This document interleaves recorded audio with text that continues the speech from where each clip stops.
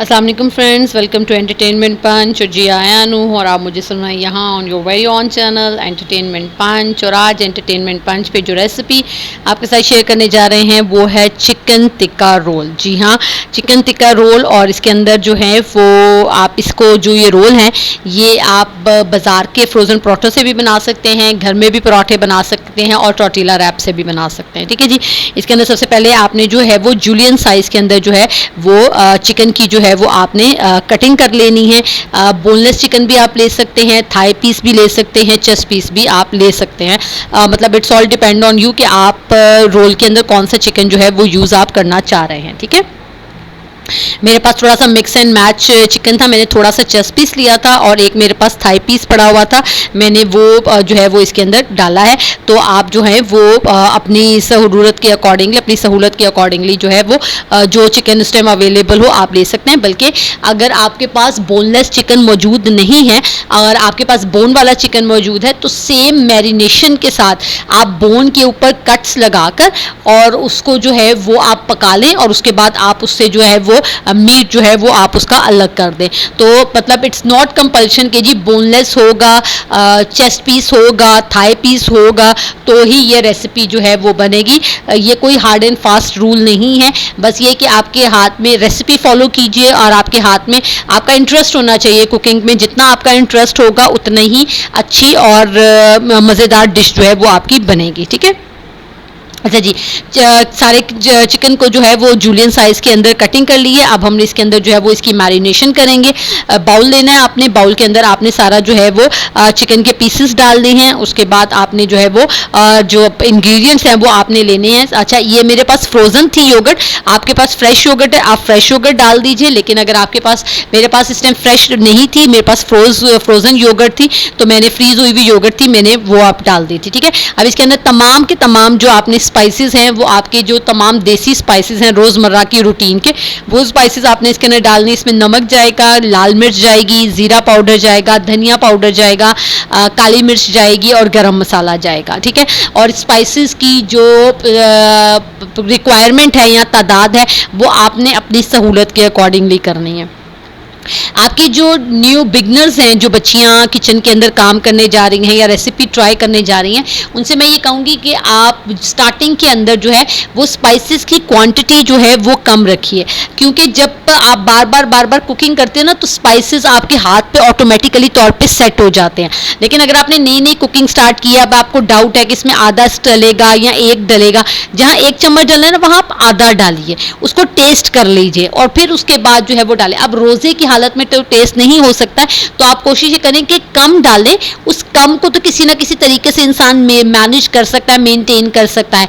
कोई मिर्च कम होगी तो कुटी हुई लाल मिर्च डाल दी और काली मिर्च डाल दी या हरी मिर्च पीस के डाल दी। लेकिन अगर मिर्च ज़्यादा हो गई है तो उसको कम नहीं किया जा सकता। Same is with the salt, कि नमक की चीज़ को हम किसी ना किसी और तरीके से बैलेंस कर सकते हैं, लेकिन ज़्यादा हो गया तो फिर ड्राई चीज़ के अंदर से सॉल्ट को कम करना मुश्किल है। तो आप जो बिगनर्स हैं, जो बच्चियाँ नई नई कुकिंग स्टार्ट कर रही हैं, उनसे मैं ये कहूँगी कि आप पहले स्पाइसेस और इन तमाम चीज़ों को कम क्वांटिटी के अंदर डालें और बाद में उसको जो है ना वो हम लोग चीज़ों को मेंटेन और मैनेज कर सकते हैं।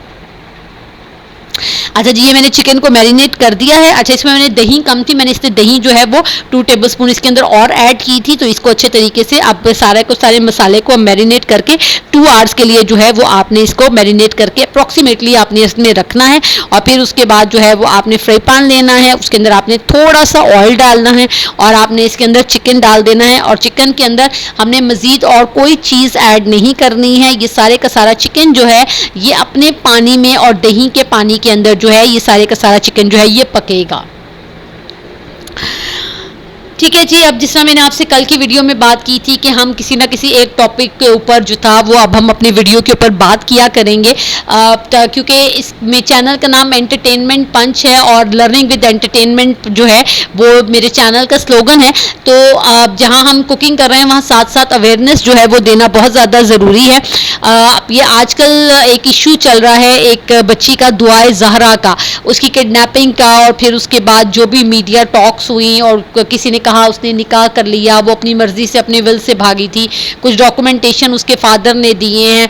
तो मैं इस दुआ ज़हरा के टॉपिक को लेकर बात नहीं करूँगी, लेकिन मैं तमाम बच्चियाँ जो कि स्कूल गोइंग हैं, जो कि कॉलेज गोइंग हैं, वो क्योंकि ये कॉलेज तक का ही एक जो एक टैबू होता है, ये इन तमाम चीज़ों के अंदर अट्रैक्शन होती है, और उसके बाद जो है ना वो इन तमाम चीज़ों की रियलिटी पता लग जाती है।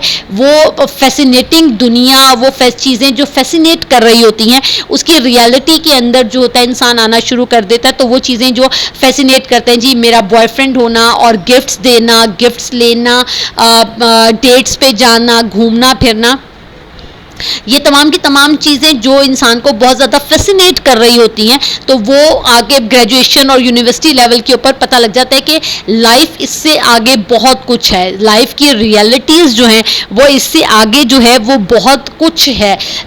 सिर्फ किसी को पसंद कर लेना और फिर उससे शादी कर लेने की कहानी नहीं है, कहानी इससे आगे की बहुत ज़्यादा है। और असल ज़िंदगी पसंद और शादी, उसके बाद ही असल रियलिटी शुरू होती है। उसके बाद आप सिर्फ किसी की लवर या किसी की गर्लफ्रेंड नहीं, उसके साथ साथ आप और बहुत से रिश्तों के अंदर जो होता है वो इंसान बन जाता है, और वो रिश्ते निभाना जो होता है वो एक डिफ़िकल्ट टास्क होता है। इसलिए कहा जाता है कि लड़कियों में टॉलरेंस और पेशेंस होनी चाहिए कि वो दूसरों की बातों को बर्दाश्त कर सके, इंडिविजुअल डिफरेंसेस को एक्सेप्ट कर सके, और जो जैसा है वो वैसा ही जो है उसको एक्सेप्ट किया जा सके। अब अक्सर औक़ात हमारे यहाँ एक जुमला सुनने में आता है कि जी मैं किसी की गलत बात बर्दाश्त नहीं करती। अरे भाई, गलत बात ही तो बर्दाश्त करने वाली होती है, सही बात तो बर्दाश्त करने की ज़रूरत ही नहीं होती है, गलत बात ही बर्दाश्त करने वाली होती है। बात वही बर्दाश्त करने वाली होती है जो आपके पॉइंट ऑफ व्यू से डिफरेंस होती है।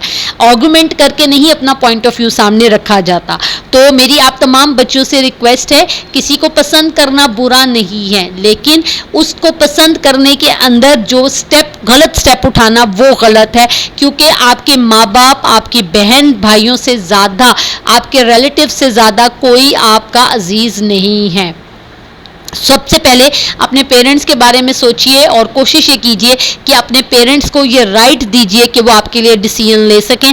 और अगर आप किसी को पसंद करते हैं तो पॉजिटिव वे के अंदर अपने पेरेंट्स को कन्विंस करने की कोशिश कीजिए कि आप अगर किसी को पसंद करते हैं तो आपके पेरेंट्स भी उसको कंसिडर कर सकें, आपके डिसीजन को कंसिडर कर सकें। मेरे तमाम लड़कों, तमाम यंग गर्ल्स और तमाम यंग बॉयज़ से रिक्वेस्ट है कि प्लीज़ कोई भी गलत स्टेप मत उठाइए, अपने पेरेंट्स को एतमाद में लीजिए, उनसे डिस्कस कीजिए। और तमाम पेरेंट्स से, जो लोग मेरी वीडियो देख रहे हैं, जो सुन रहे हैं, प्लीज़ आप तमाम पेरेंट्स से भी रिक्वेस्ट है कि अगर आपका बच्चा या बच्ची को, आपको पता लगता है कि वो किसी को पसंद कर रहे हैं, तो एकदम से एक हाइप क्रिएट करने की बजाय उसकी बात को सुनिए, उसके पॉइंट ऑफ व्यू को सुनिए, उसके पॉइंट ऑफ व्यू को कंसिडर करें। और अगर आपको लगता है कि आपके बच्चे या बच्ची का फैसला गलत है तो उसके सामने ग्राउंड्स रखिए। आज का वो दौर नहीं है कि आप बच्ची के सामने ये कह दें कि मैंने कह दिया नहीं तो नहीं, अब आज ऐसा नहीं होता है।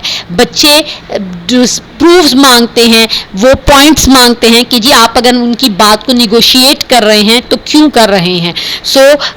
आज की बात यही थी कि तमाम पेरेंट्स से भी रिक्वेस्ट है कि बच्चों को अंडरस्टैंड करें, और बच्चियों से रिक्वेस्ट है कि प्लीज़ कोई भी गलत स्टेप उठाने से पहले एक बार अपने पेरेंट्स के सामने अपना पॉइंट ऑफ व्यू ज़रूर रखिए। वो आपके माँ बाप हैं, उनसे बेहतर आपके बारे में कोई नहीं सोच सकता।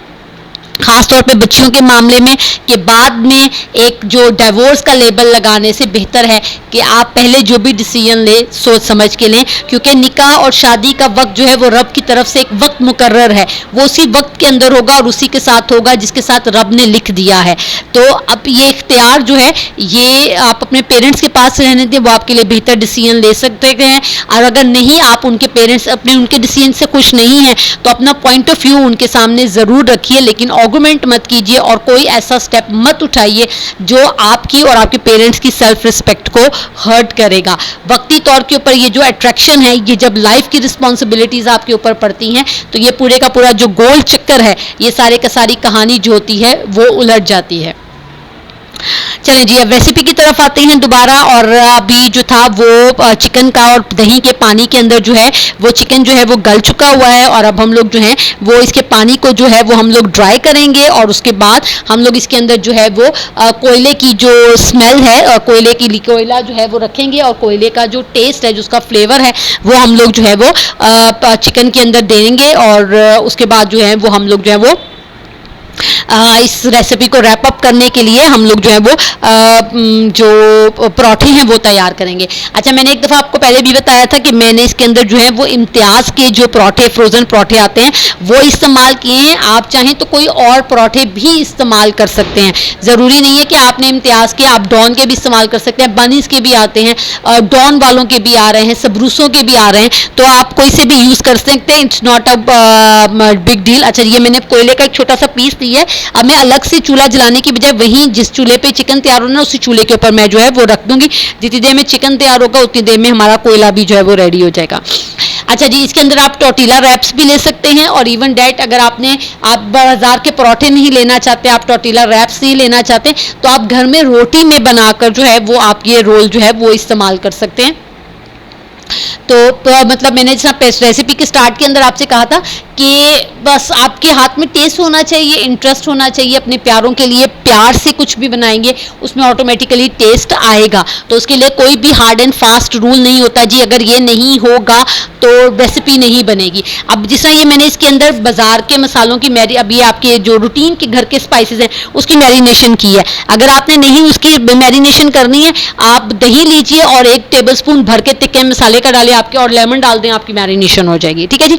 अच्छा, अब ये देखिए जैसे चिकन गल गया, अब मैंने लकड़ी का चम्मच लिया है, और अब मैं इसको जो है वो लकड़ी के चम्मच के साथ ही इसको जो है वो श्रेड कर दूंगी चिकन को। ठीक है, जब आप लोग देख रहे हैं अच्छे तरीके से चम्मच के साथ जो है वो उसे चम्मच को वर्टिकल पकड़ के, लकड़ी का आपने चम्मच लेना है, स्टील का भी ले सकते हैं, लकड़ी का भी चम्मच ले सकते हैं। तो इसको जो चिकन को जो है वो अच्छे तरीके से आपने जो है वो श्रेड कर देना है। अच्छा, कोयला हमारा नीचे तैयार हो रहा है, साथ साथ उसके बाद प्याज ले लें, रोटी का टुकड़ा ले लें, प्याज का छिलका ले लें, जो भी अब चीज़ अवेलेबल है उसको रखिए, उसके ऊपर ऑयल डालिए, और आपके पास जो है वो जो आपके पास बारबेक्यू का जो फ्लेवर है वो लाने के लिए इस तरीके से आप बारबेक्यू का फ्लेवर जो है वो लेकर आ सकते हैं।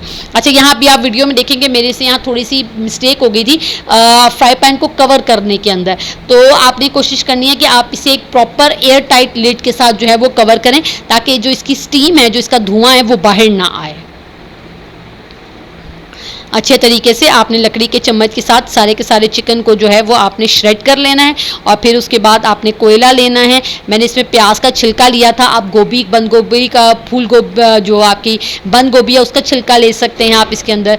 आप जो है वो प्याज का छिलका ले सकते हैं आपके पास। ठीक है, आप कोई कागज़ भी रख सकते हैं, या अगर आपके पास एलुमिनियम फॉयल के जो कप्स आते हैं, एलुमिनियम फॉयल के जो आते हैं वो आप इसके अंदर कप्स रख सकते हैं। ठीक है, अब क्योंकि कोयला ज़रा थोड़ा सा कोयले को टाइम था तो मैंने उसको उतार दिया चिकन, क्योंकि चिकन रेडी था, वो अब जलने का डर था, तो इसलिए मैंने कोयले को तैयार करने के लिए चूल्हे को जो है वो तेज़ कर दिया, ताकि उतनी देर में हमारे पास कोयला तैयार हो जाए, और फिर हम लोग जो है वो अपनी असेंबल की तरफ जो है रोल को असेंबल करने के लिए जाएँ। अच्छा, इस ड्यूरेशन के अंदर मैंने सैलेड तैयार कर ली थी। सैलेड में मैंने कुछ भी नहीं डाला था, जूलियन साइज़ के अंदर मैंने खीरा काटा है, टमाटर काटा है, प्याज काटे हैं, और सलाद पत्ती काटी है।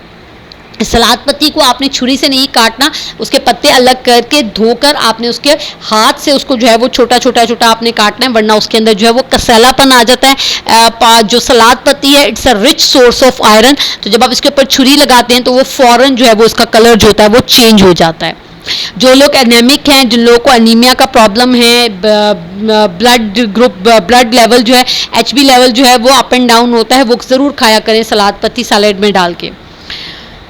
ठीक है जी, इस तरह ये देखिए, अब यहाँ मुझसे थोड़ी सी हमाकत हुई थी क्योंकि ये एयर टाइट नहीं था, तो जिसलिए सारी स्टीम जो थी वो बाहर आ रही थी। तो आपने कोशिश ये करनी है कि आप टेस्ट आ गया था बारबेक्यू का, लेकिन ये कि अगर एयर लिड होगी ना आपके पास, तो वो ये धुआं बाहर नहीं आएगा, ये फ्राई पैन के अंदर ही जो है वो आपका रहेगा। ठीक है जी।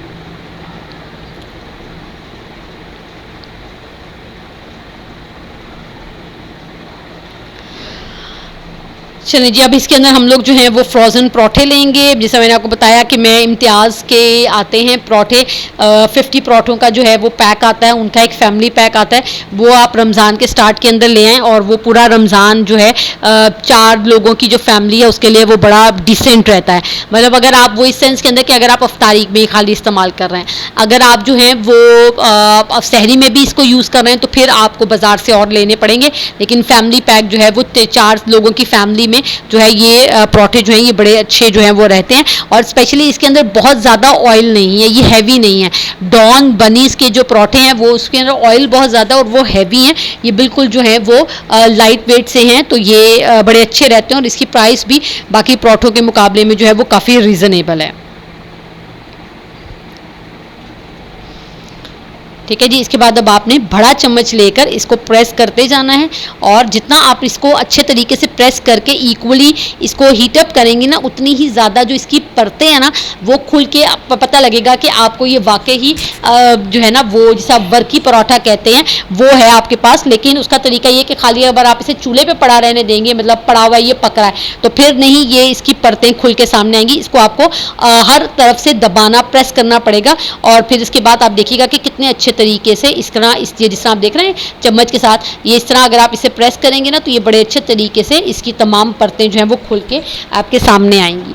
और इसको आपने बहुत ज़्यादा ना तेज़ आग के ऊपर नहीं इसको पकाना है, इसे थोड़ी मीडियम फ्लेम के ऊपर जो है ना वो आप इसे जब पकाएंगे तो ये ज़्यादा अच्छे तरीके से जो है वो पकेगा।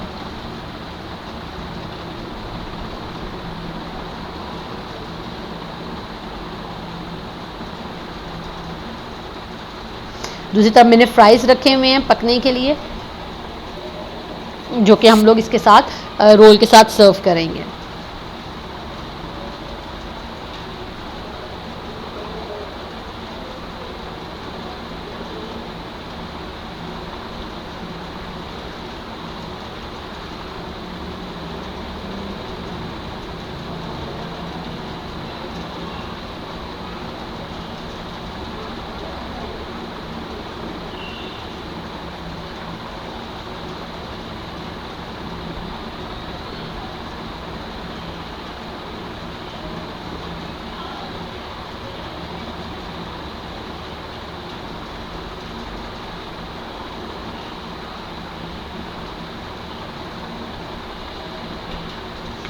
ठीक है जी। अब इसके ऊपर मैंने दूसरा पराठा रख दिया और अब दूसरी तरफ जो है वो हम लोग इसको जो हमने पहला पराठा तैयार किया था उसको असेंबल करने की तरफ हम लोग आते हैं।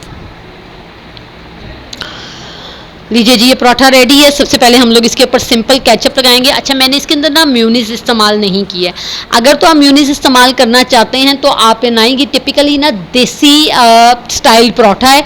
म्यूनीस डालने से जो पराठा है, क्योंकि एक तो ऑलरेडी ये पराठे की बेस है, ये रोटी या टोर्टिला रैप्स नहीं है, लेकिन ये क्योंकि पराठा है, पराठा ऑटोमेटिकली हैवी होता है पहले ही आपका, तो अगर आप इसके ऊपर म्यूनीस लगाते हैं ना तो वो और ज़्यादा हैवी हो जाता है और रोज़े में ऐसी चीज़ फिर नहीं खाई जाती है। तो इसके लिए मैंने इसकी जो मैरिनेशन है और इसकी जो असेंबल है वो बिल्कुल सिंपल रखी है। ठीक है जी। सबसे पहले मैंने सिंपल केचप लगाई है, चिकन डाला है, उसके ऊपर इसके अंदर सैलेड डाली है और फिर इसके ऊपर मैंने जो आपको खट्टी मीठी इमली की चटनी थी, इसकी रेसिपी मैंने आपके साथ शेयर की है, वो लाइट सी इसके ऊपर जो है वो ड्रिजल करनी है और फिर आपने जो है वो इसे रैप करके तो इसको आपने 2 पार्ट्स के अंदर जो है वो आपने कट कर लेना है। मैं डिस्क्रिप्शन बॉक्स के अंदर ये जो इमली की चटनी है इसकी रेसिपी जो है वो ये मैं आपके साथ शेयर कर दूंगी। इसके साथ जो है वो रेसिपी जो है वो इसकी डिस्क्रिप्शन बॉक्स में मैं वीडियो का लिंक डाल दूंगी ताकि आप जो है वो इमली की चटनी की रेसिपी जो है वो आप वहाँ से ले सकते हैं। अगर किसी को ज़रूरत है और नहीं बनाई या आप नहीं देख सके वीडियो तो मैं डिस्क्रिप्शन बॉक्स में उसका लिंक डाल दूंगी, तो आप वहाँ से जो है वो इसकी जो रेसिपी है वो वहाँ से इमली की चटनी की आप रेसिपी ले सकते हैं।